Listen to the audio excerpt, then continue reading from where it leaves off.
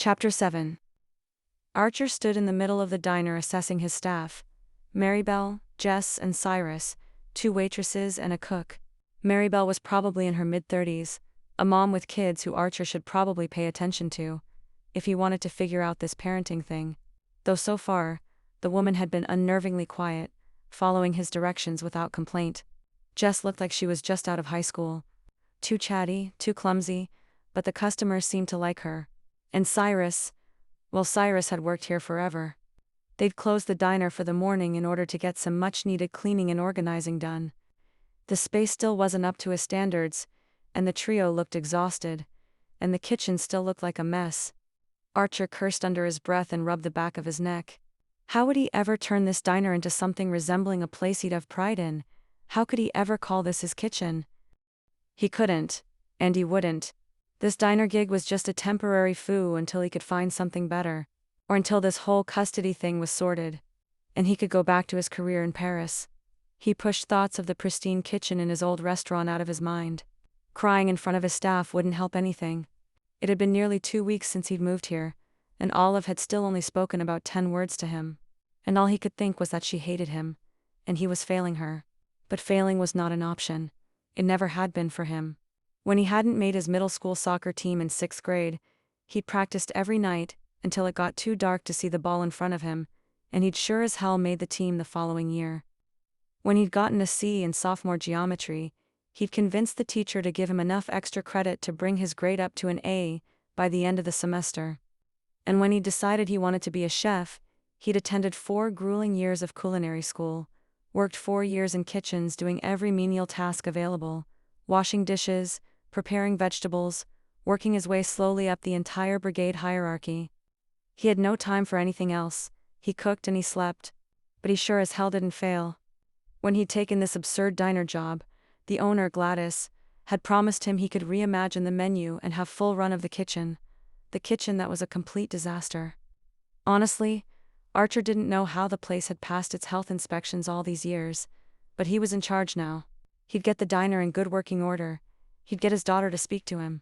And, once he convinced the lawyers that he was a capable father and he gained full custody, he'd bring her to France with him and continue on the path he'd laid out for himself years ago. Tomorrow, we work on cleaning out the walk-in freezer, he announced, and the 3 visibly slumped, but no one protested. And we need to get more food prepped before opening. It will make the breakfast rush go smoother, Cyrus nodded. The old man had been working here as a line cook since the place opened in the 70s, and with that level of seniority, he had pushed back against Archer's ideas all day. Hey boss. Yes, Cyrus. Archer wiped the sweat from his brow with his forearm. Gladys says we're changing the menu. That's right. Cyrus shook his head with a laugh. The town ain't gonna like that. Archer frowned. The town will like it. Elevated comfort, food. What's not to like about that? The elevated part, Cyrus said with a chuckle. Jess started to laugh too, but caught herself and clapped a hand over her mouth. It was possible Archer had raised his voice one too many times today. People will like it, trust me. I know what I'm doing. Maybe he didn't know anything about raising a child, but he sure as hell knew food. He knew the menu would be delicious. People would like it. I've worked in restaurants all over Europe. I think I can handle a new diner menu. Cyrus's bushy white brows rose. You might know what those European folks like, but I know Dream Harbor. If you take away people's favorite pancakes, especially the mayor's, well. He let the threat trail off, just shaking his head in pity for the man that took away the town's pancakes. Archer scoffed. They were diner pancakes. How could there be anything special about them? You leave the meant to me, the old man shrugged. It's your funeral. Jess giggled again, and even Maribel cracked a smile. You're dismissed. Cyrus gave him a mock salute, and the women wander off to gather their things, chatting together quietly. Archer gave one last look around the kitchen before turning out the lights for the night. What do you mean they sent the pancakes back? Archer growled at Maribel even though he knew it wasn't her fault, even though it made him an asshole, even though Cyrus was right and he sure as hell wouldn't be admitting that anytime soon. The customer didn't like the pancakes, she repeated her voice a little quieter than before. Archer ran a hand angrily through his hair, hard enough to hurt. They were in the middle of the breakfast rush, and this was the 3rd time this morning that someone had complained about the pancakes. About his new pancakes. The ones he'd made with ricotta, sprinkled with confectioner's sugar and topped with a creamy lemon sauce. The ones that were objectively delicious. It was the one menu change he'd implemented so far, and they'd been sent back 3 times. 3 times. He avoided Cyrus's smug expression as he wiped his hands on a dish towel and tossed it on the counter. Who, he demanded, already walking toward the dining room. Maribel scurried along behind him. Table 2. The mayor, I did warn you. Archer pushed through the swinging doors and stormed toward table 2. A man with glasses and a hideous tie smiled up at him. Was there a problem with the meal, sir?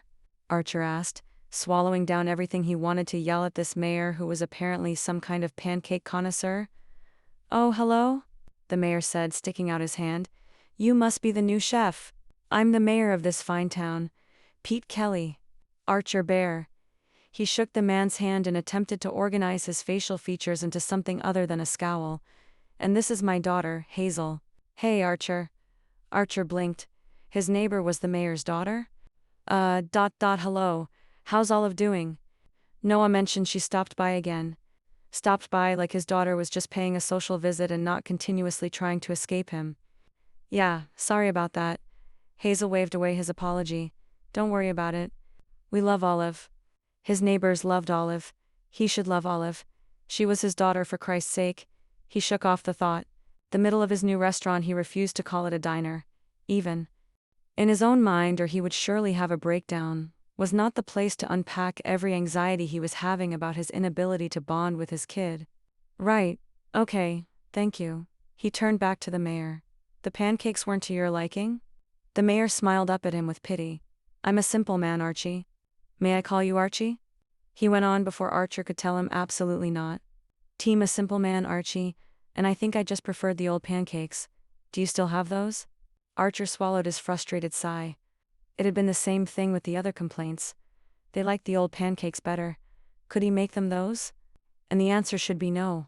No, he could not make them subpar pancakes because this was his kitchen now, and he wasn't going to cook them pancakes that tasted like roofing tiles served with maple-flavored corn syrup. But the actual reason he had to say no was that he didn't have the recipe for the old pancakes, and somehow no one else did either. Which was obviously bullshit, but Archer couldn't get the recipe from any member of his staff. Cyrus swore up and down that the old cook, Martha, was always on pancake duty, and that he was purely an omelette man. He'd pointed Archer to an ancient binder filled with the diner's old recipes, but Archer hadn't had time to go through it yet. So for the other complaints, he'd whipped up a simple pancake batter and served those. The customers hadn't dared complain again, but he'd noticed the plates came back with plenty of pancake left on them. Apparently they weren't up to Dream Harbor standards either. Which was insane. They were just pancakes. Archer could make them a soufflé with his eyes closed if they wanted, but somehow a simple recipe of flour, baking soda, eggs and milk wasn't good enough for them. It was like he was caught in one of those nightmares, where you're in school but can't remember how to open your locker or tie your shoes. The one thing he'd always been good at, always been able to do, somehow wasn't working anymore. He cleared his throat. I can certainly make you a simpler pancake. I'll get it right. Out to you. Thanks so much. Pete clapped a hand on his shoulder before he could walk away. We are delighted to have such a talented chef in town. I'm sure you'll get your footing soon enough. Archer forced a smile before stalking back to the kitchen. Get his footing? He was a world-renowned chef, for fuck's sake. He had his footing was great. It was world-renowned. Cyrus, he barked, storming back into the kitchen. The old cook looked up with a smirk. Make me another batch of simple pancake batter. Cyrus raised a gray brow but didn't argue. Yes, chef. And Maribel, the mayor, eats for free. Yes, chef. Yes, chef. Those words used to mean something. They used to mean that he was the captain of the ship, that he was in charge, in control. And now the whole damn ship was sinking.